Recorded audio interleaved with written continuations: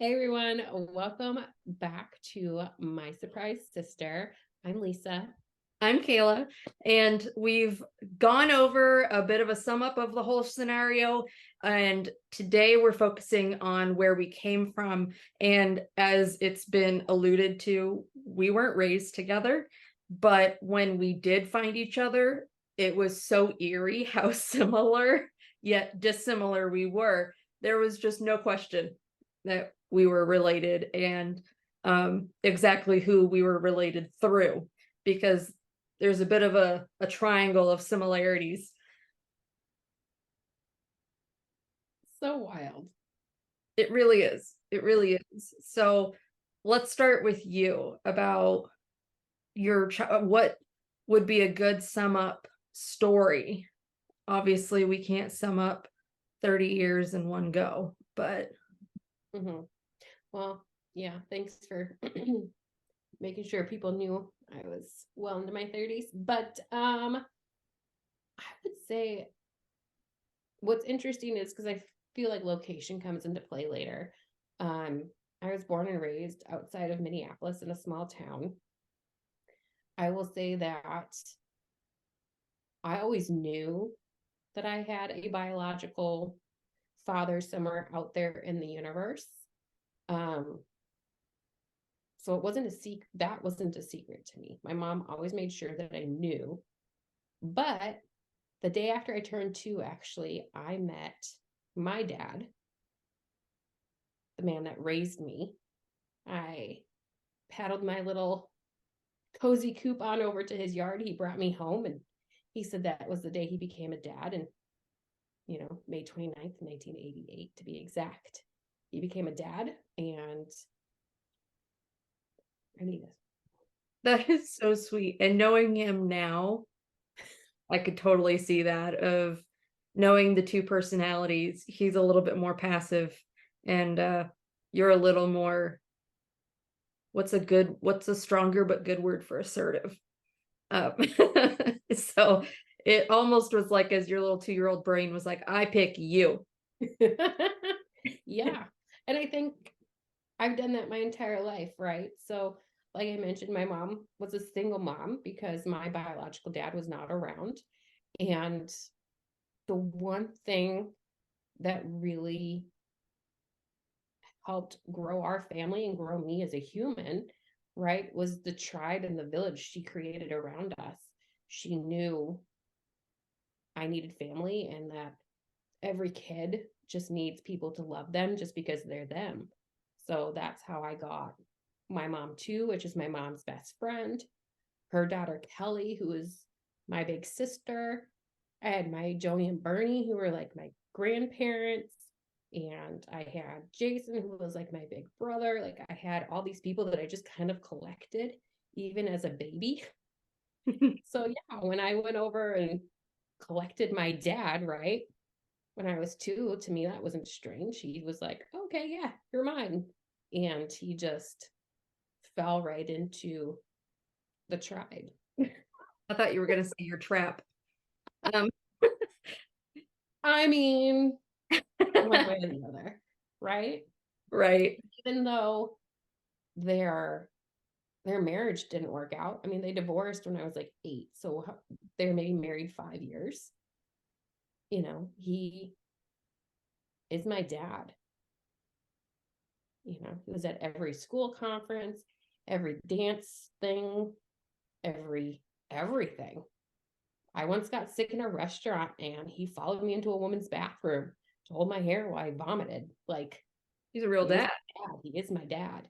Yeah. And that is who my child knows as grandpa. And that will be the only man she knows from grandpa on my side. So, you know, and that way I feel very lucky that I was able to have this makeshift family that was able to be, carried through my entire life. And I think as as a mom now, like I know how hard that would have had to been for my mom to do. Especially Yeah. since I think statistically, a stepdad that comes in later and there is a divorce and then leaves, more often than not, I think that father figure doesn't stick around because he was only there 6 years total. Why would he stick through that whole time? I think that alone speaks volumes about the type of people you bring into your family and you cultivate your tribe with. I think that says a lot about him. I mean, I Connection with. could not have picked a better dad. Like if I had created like a Frankenstein type of dad in a lab, I mean, you could not have picked a better dad than mine. And you know, I still, even though with all of that, there was still, it wasn't all peachy keen, obviously, growing up. And there was always like that part of like, well, who was that person and why didn't they want to be with me? But at the same time, because I had such an amazing dad, I never questioned who that person was or anything about them. One, because I knew my mom didn't want to talk about it. Like that wasn't something she wanted to discuss. Yeah. Two, it was basically because I didn't want to hurt my dad in any way. Would that feel like a rejection to him? And it wasn't until I was older that I kind of roundabout asked him if he knew anything. And he said, well, yeah. I mean, your mom had told me his name or something and who he was, but he wasn't important in my life. So I just kind of forgot about it. You'd have to ask her. Like, no. Yeah. What a dad answer. Go after them. Yes. Like, why would I have cared to remember such information? It has no bearing on my life. Like, you know. Did you feel growing up, you look like you're very typical Midwestern Minnesotan person, blonde hair, blue eyes, paler than the moon on a full moon night. So that's also how we figured out we were related. No, but obviously your mom doesn't look like that. Did you Right. feel a sort of displacement or a lack of belonging without knowing that side? That's a really good question. Yeah, I mean, I always knew I looked different. Lucky for me, I do look a lot like my dad and his side. Like my mom always says I look a lot like his younger sister. At least coloring and those types of things. So that was always really helpful. Um, but I grew up in what would be considered a very idyllic, small Catholic German town, right? So I always knew that there was something about me that was a little bit different. And even though I didn't discuss it with really anybody, I always knew that it was a little bit different. People didn't have those types of family function, like dysfunction or family, like discord in our town. At least I thought as a kid, because as a kid, you think everybody is quote unquote normal and you're the weird one. Right. That's a kid thing. Yeah. Everybody feels that way, I think. Yeah.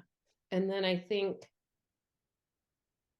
once my parents got divorced and my dad's family made it known that I was other than, I didn't belong there with their family, I think that to me heightened it a lot. Because a lot of emotional and verbal abuse kind of stemmed from that situation.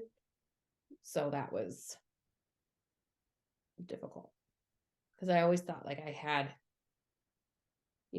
this tight knit people around me that loved me.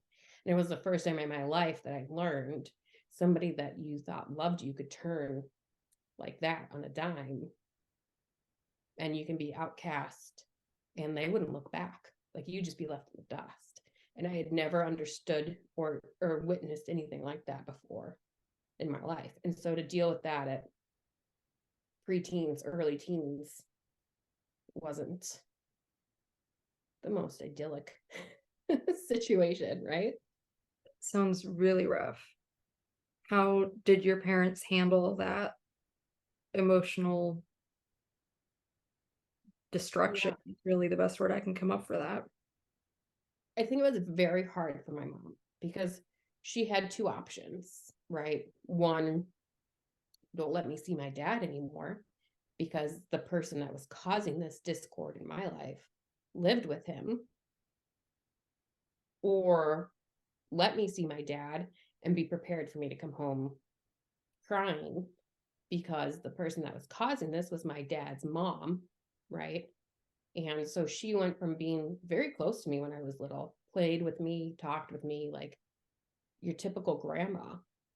And it was as soon as those divorce papers were final, she didn't understand why I was still around, you know. So every weekend going over there and hearing you came with the marriage, you were supposed to go with it, or dressing up like Halloween and being told you're a slut because you want to be a green M&M.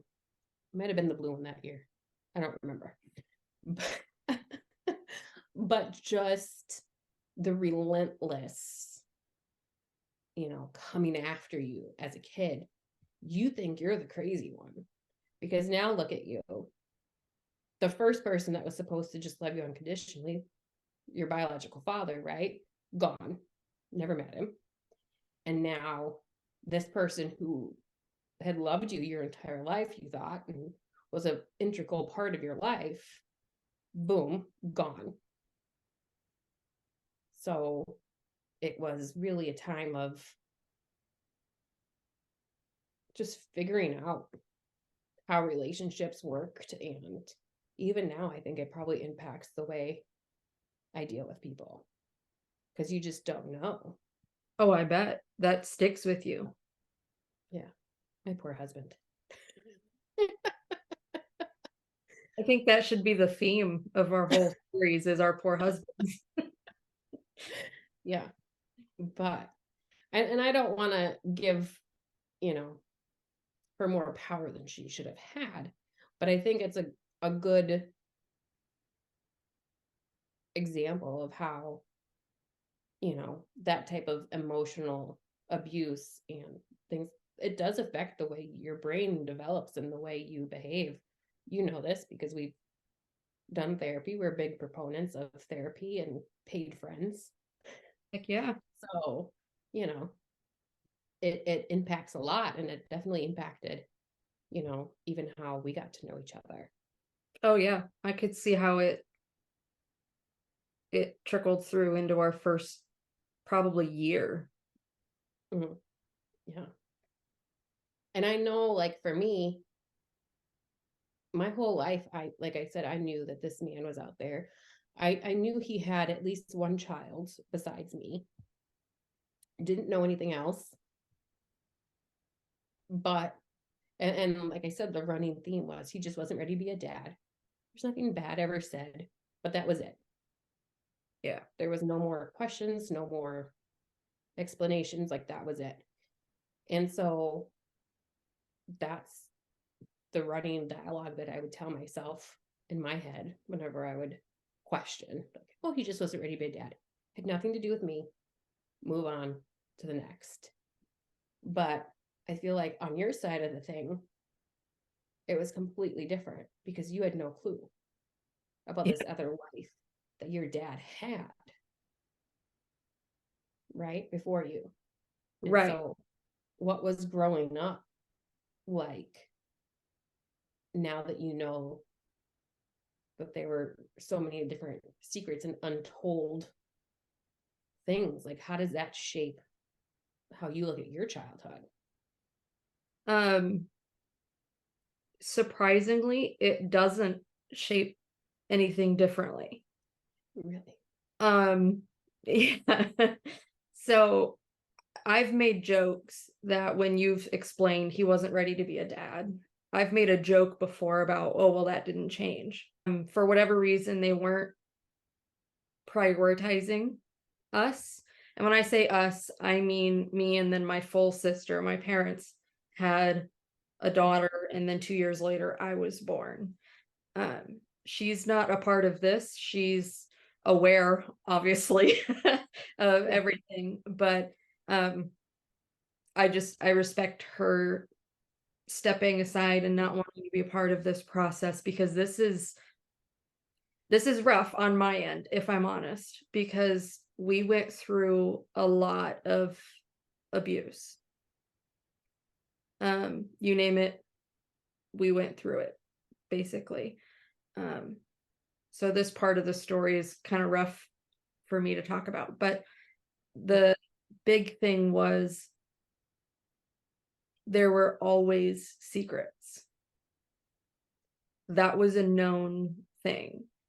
It was never secret, however, that my parents did not get along with each other. They did not co-parent.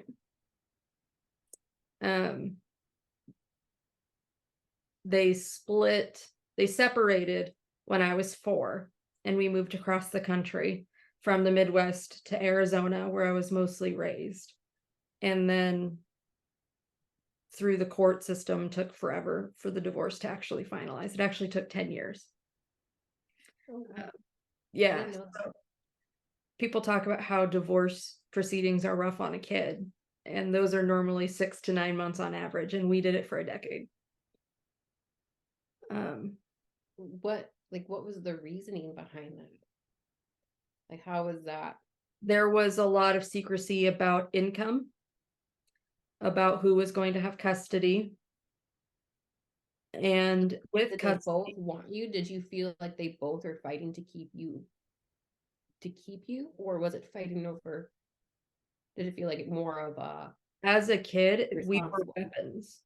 It wasn't about keeping us, and it wasn't about having us for our best interest. We felt like tools. I say we, that's not fair. I felt like a tool. I felt like a weapon.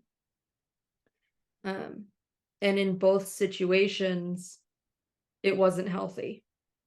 We were raised mostly on my mom's side of the family, because when we moved to Arizona, it was because her sister and their family and her mother and father were there. So I was raised with 3 older girl cousins that really are 3 older sisters to me. And then their parents, which is my aunt and my uncle, who to this day, I have a mother-daughter relationship with her that I've never had before. Do you feel like your aunt's almost more like your mom? Yeah. You have that relationship more with her than you do with your own mom. Always have. There's always been a I love my parents. I love them to absolute death, and I will move heaven and earth for either one of them, no questions asked. There is a huge personality difference between me and my mother. I am very much like my father, and things that I think are hysterical, fall on the floor, peeing pants, laughing. She's just thinking like, that is so stupid. She's got a great dry humor, very British style humor. And meanwhile, my idol was Dick Van Dyke from the Dick Van Dyke Show. Literally in the opening, he's tripping over the ottoman, right? So stupid. I mean, he's an American treasure. So God bless Dick Van Dyke. I'm sorry. Literally, can you see my face getting red? I have an unhealthy love for that man. Bryson is fully aware that I will be his 5th wife if he will let me. that's fair. Growing up, I had the most unreal crush on David Cassidy. So I feel as though like that old man crushness, I don't know. Maybe that stems from daddy issues. Who knows? Daddy issues, or it's genetic. The funny part is he would approve of both of those crushes, though. He would totally understand where we're coming from with that. Anyway, that's a side bit. But yeah, so it was really rough, and there was a lot of split. The opposite side of the family was very outward with their discontent of the opposite parent. So my dad's parents, well, my dad's mother specifically, was not quiet about how much she didn't like my mother. Mm-hmm. And it was the same the opposite way. My mom's mother was not secret about how much she disliked my father. And part of the problem was with each grandmother, they picked a grandkid. And because I look like my dad and I act like my dad, the grandma that I was raised with didn't have that connection with me.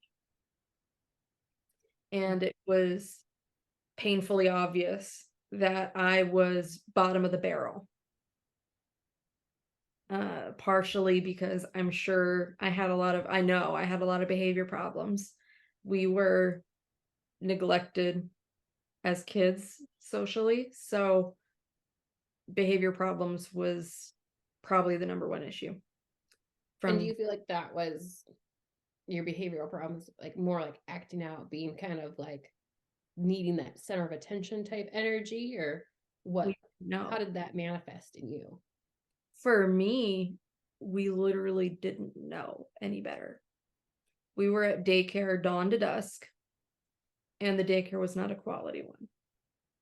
So there wasn't social learning. Both of my parents were working through their masters and working. So we were in whatever care we had. He was a pastor at the time, so we were pretty much in church nursery.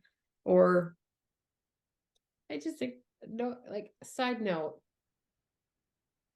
it's bizarre to me that somebody that strong in religion, right, would treat their child like this. Because I feel like family, when you're talking about Christianity, like, family is the cornerstone. Like, that's your legacy. That's the love and protecting. That is everything that you are supposed to hold dear into your life.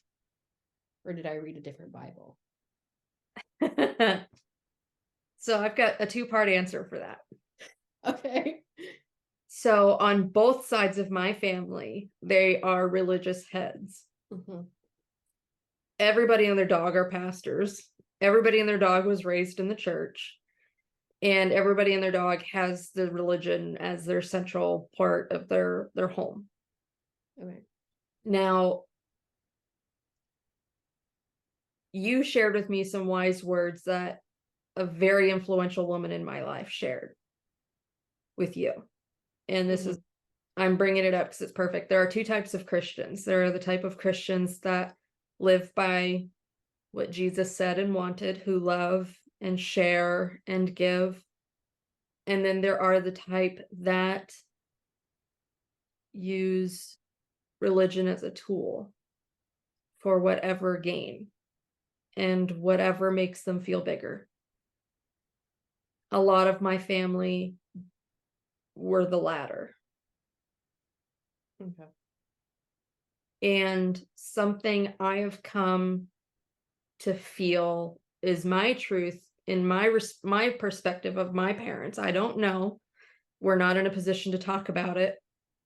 But my dad did care.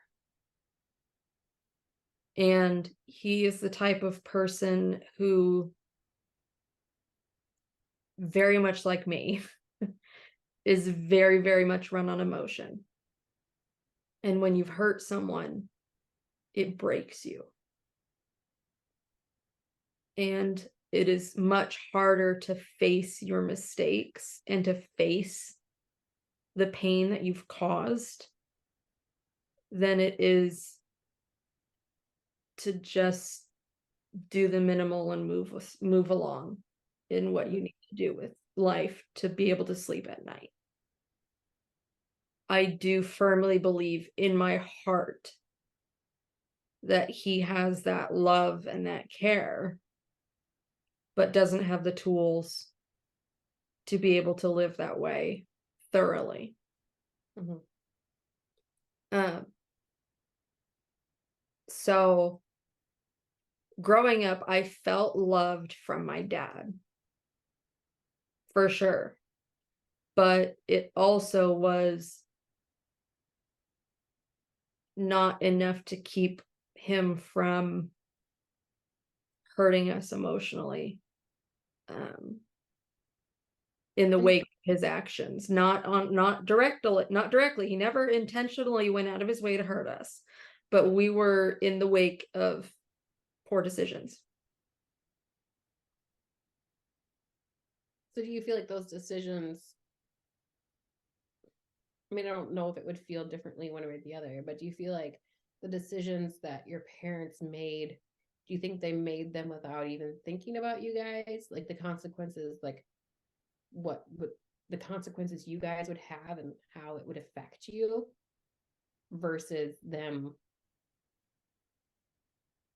really thinking about what's best for the actual family as a whole unit? Or was it more of like an individualized? It was completely individualized, but it was also no secret that the job was to get us until we were 18 and then you wipe your hands clean. So what do we need to do for the next 18 years? What do we need to do for the next 14 years? Okay, well, we've only got 6 years left. What do we need to do to get by for 6 years? So when I talk about knowing that we've had secrets intermittently throughout our life in different appropriate aged intervals, a little bit more of the truth would come out. You can handle it at this age. Well, a little bit more of the truth would come out. Now you can handle it at this age. And we called them anvils because it would change your whole perspective on people around you. And the first anvil I remember was I was 8. And we were talked to by my mother about how their marriage wasn't going to be healthy. Mhm. So they split. And part of that was because there was a lack of faithfulness. So at 8, you learned about that. Yeah. 8 was when it was official. But we knew before that. But 8 was when we were officially sat down and told about that. And we knew enough about what all that would entail that I was 8, sitting on my sister's bunk bed next to her, facing my mom. And I said, if he's not in a good enough headspace to stay faithful, what are the odds that he was safe about it? What are the odds he has more kids? 8? At 8. I have, so those older sister cousins, they're coming into that age, and I couldn't imagine them knowing any of that, knowing what that meant. But when I was 8, I outright asked if there were more kids.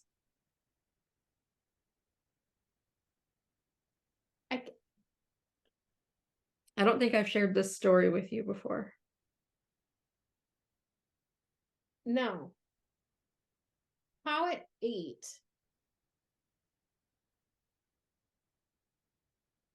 Do you even have the wherewithal to even know about relationships and Because safety? I was abused in that way since I was a toddler. But my mom took a very proactive educational approach. So like we knew body part names, we knew all of that stuff. But we were exposed to a lot.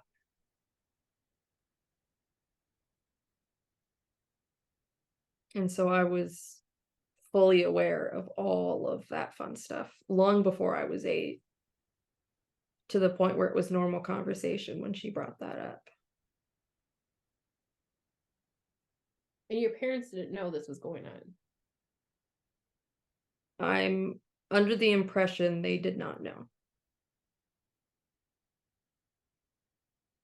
When I've brought it up to them, Mom was very angry. And I was shut down and told not to talk about anything like that. And when I brought it up to my dad, he's an actor, so he's a very good liar. But he's got some tells. And with that one, he was serious. He was truthful in that he had no idea.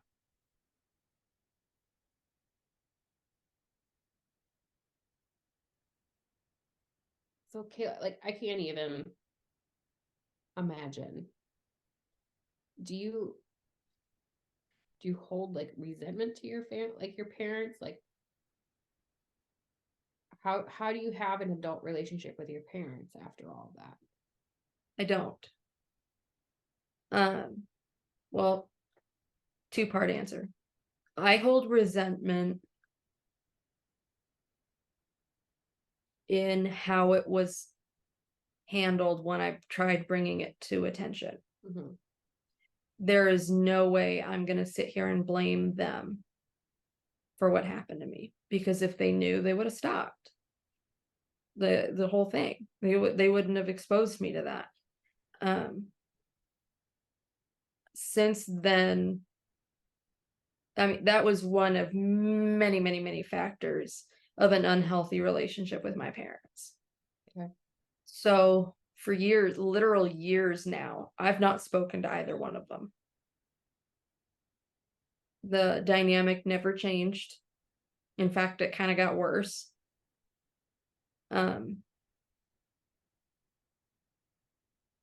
And it just was no longer healthy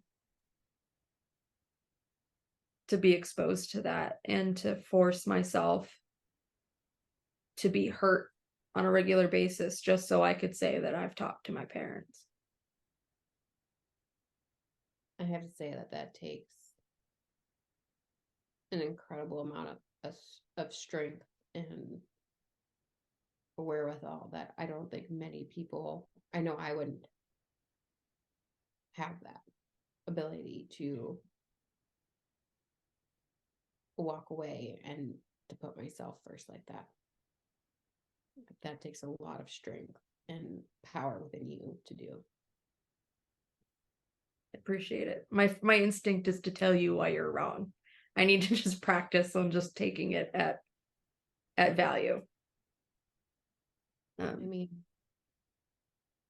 I love you, but you should know by now I'm not normally wrong.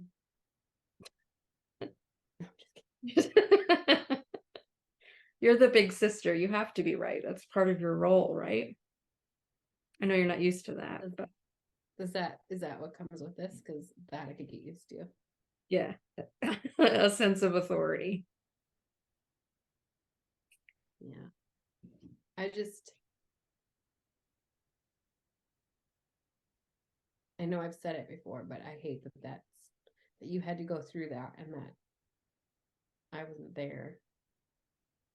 And then I'm not with you now as you share your story to just give you a hug. Hopefully that's everything, but hopefully soon we can get together and do an in-person video. Yes. Episode. Yes. We should make that happen. Definitely. And I think too, like I think it's interesting, like when you talk and even though our stories are very different, the way kind of narratives in our lives were shaped were very similar.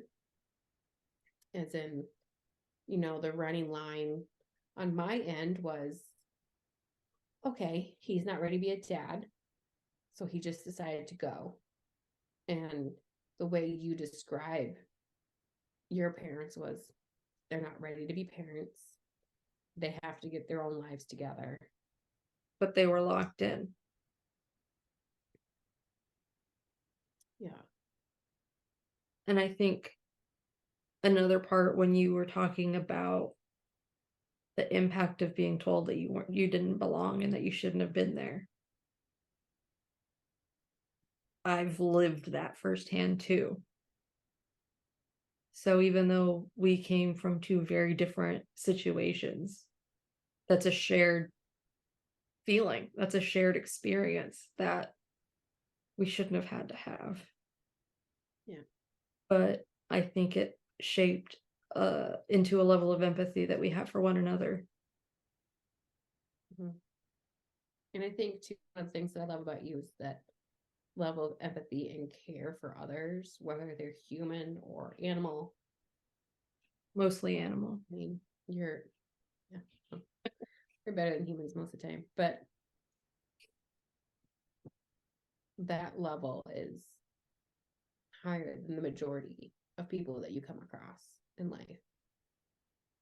I'm not sure if that was a result or that's just who I am. I don't know. I've always said, and as a little kid, I would be so upset because, learning to control and handle your emotions is a big deal as a kid.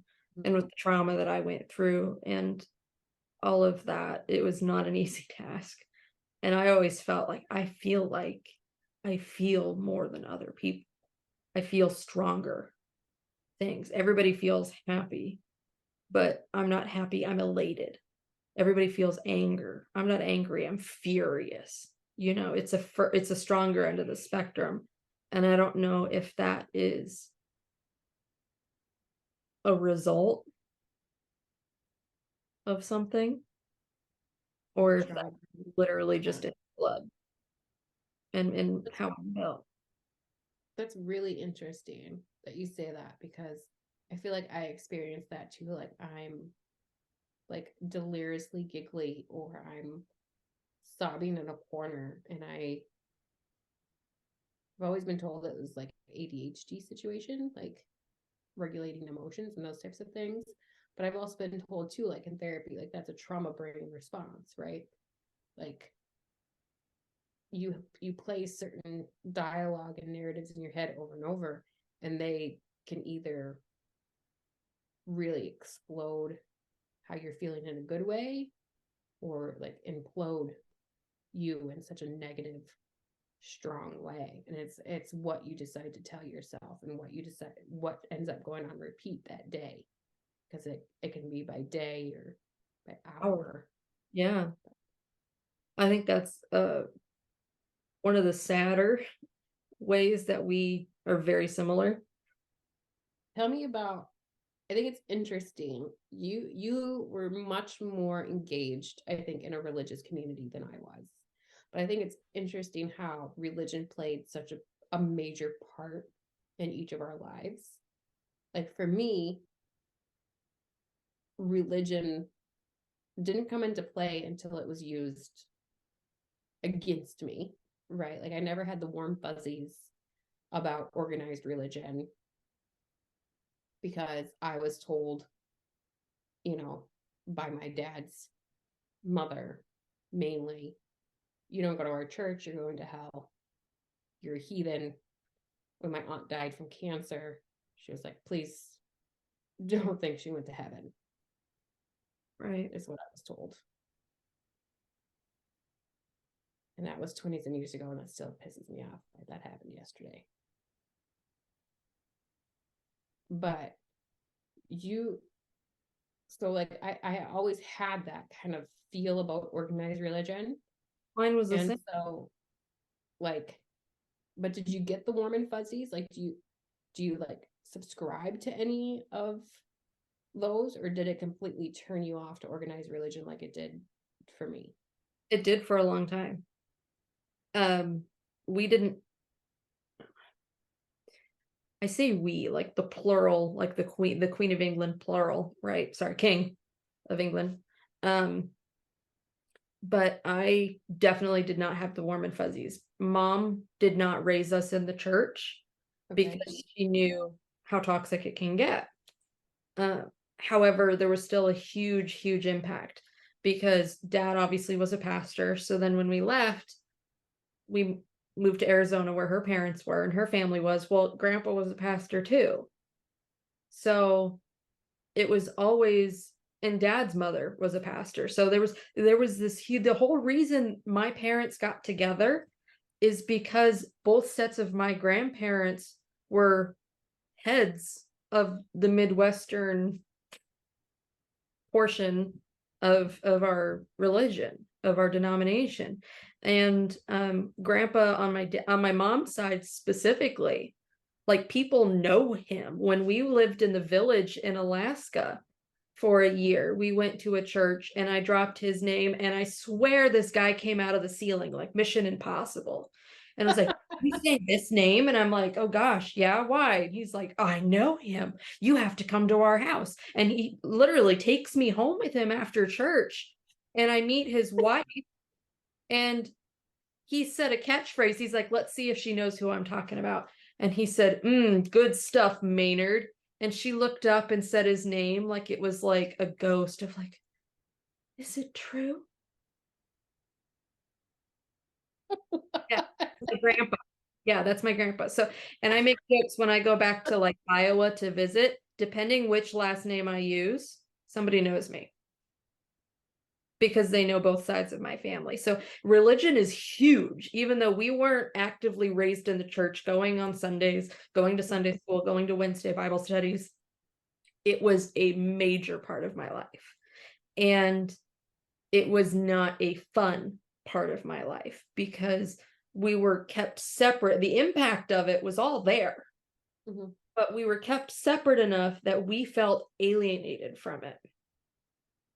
And my mom's family were very active in the church that grandpa had. And so it was kind of weird for us, for me especially. My sister is proud about how it turned her off, and she is a very proud Buddhist from it. And that's how she thrives living her life. And that's obviously where she was always meant to be. And I'm not like putting words in her mouth, but like that's an example of how far different it went. For me, I always felt a pull towards feeling some type of spirituality, religion connected to that, but we weren't allowed to, is what it more felt like. But we saw the negatives. My dad's mother was a devout Christian, but I think didn't know how to handle a lot of things. And one time she did bring up, similar to what you said, she said, I'm scared you girls are going to hell and I can't stop it. And it's because your mom didn't raise you in the church. And as a kid, hell is like, it's terrifying. it's real. It is real. There is almost nothing as painful as something like that said, because I mean, my whole family was in the middle of that. So that was a very real statement. And I think from her perspective, she wasn't saying, she was sassy. She had some nasty things to say quite a bit. But to me, she wouldn't have meant it that way. She was probably very serious and was very upset. So it was more set out of a concern than it was out of a just like frustrated of I cannot fix this and I don't know how to help you type of attitude. But I mean, that definitely turned me off. And even to this day,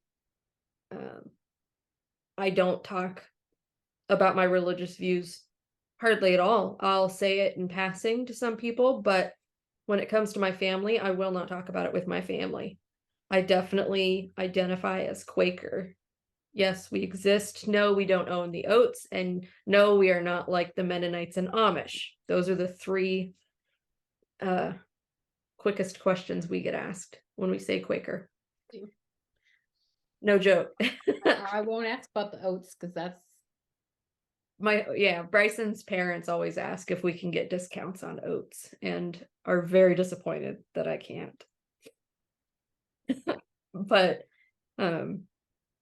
it steered me away from church, and it steered me away from like an organized version. I privately practice and have my own church. That's partially why I love Alaska and animals, is just appreciating what God built, what he made. Yeah. And respecting it and loving it and embracing it. But I'm not going to do that inside of four walls with somebody misquoting literature and scripture, both. Yeah. I think I really respect that. I think being able to build your own spirituality out of that and have something that you connect with and find comfort in and solace in is not easy to do,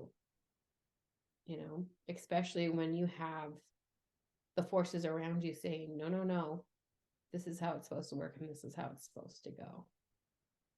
And those forces, especially since I've stopped talking to my parents, it's kind of becoming easier. I don't know if that's a good or a bad thing. I don't need that negativity in my life. So I just move on. Do you find that that's because you're older though? Very well And could. you're settled into your marriage, you're settled into your home. It could be. And finding myself in a way of, like, maybe in your 20s, it's a matter of finding yourself. And then in your 30s, it is building the foundation to be that self. And I'm in that foundation portion of, I know who I am. And if you're going to hinder that, why are you here? Like, I've got things to build. I've got a life to build for the next 60 years. I don't have time to be putting out fires all the time. Nonsense. I think that's great. It took me a long, long time to even think about like religion or spirituality after dealing with that strongly like abusive situation in my preteens and teens and even into my 20s.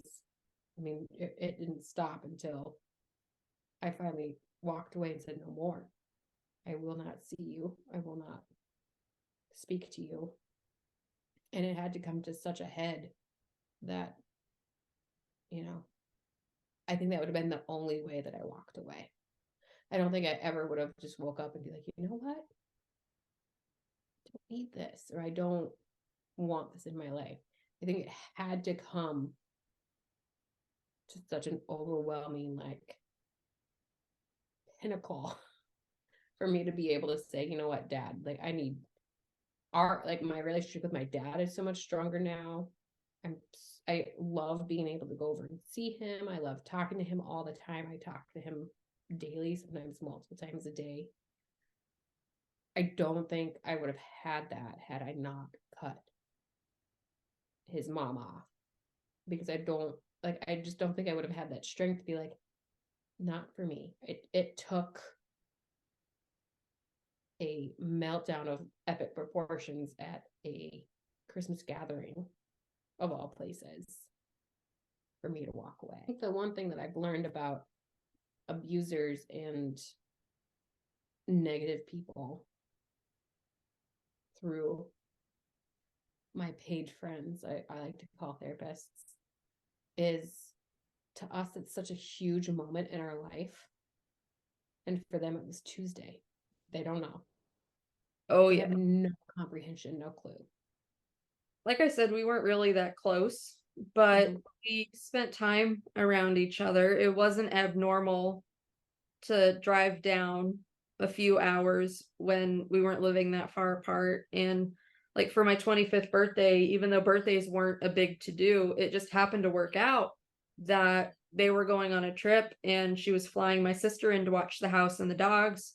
So she texted me, hey, you should come down and spend time with me, spend time with your sister. And when's the next time we're all going to be together? Right. So it really wasn't that big of a deal. So it really wasn't prepared for the anvil of truth to be dropped that weekend. But that's for the next episode. Yes. I feel like when we set out to do this, I knew that I would learn so much more about you and we would connect on so many more things. And I feel like I learned so much this session. I feel like it's a session and not an episode at this point. Oh yeah. This is definitely a sister therapy and, session. Yeah, I can't wait to sit down next time and dive into that 25th birthday and how that changed not only your life, but ended up changing my life too forever. And a lot of people around us. Yeah. That birthday touched a lot of people. A lot. It was a milestone, that's for sure. Great quarter century. Yeah. Yeah. So as it's been alluded to, we hope you'll join us next time as Cayla dives into the moment she found out that her family had been keeping this major secret from her and how that changed the trajectory of her entire life. We look forward to sharing more emotions, even though we might be emotioned out for a little bit. and Bring wine. And friendship ultimately is what this comes down to, is a connection. We look forward to sharing our connection with everyone who tunes in. Thank you guys for joining us, and we can't wait to see you soon. Thank you. Bye.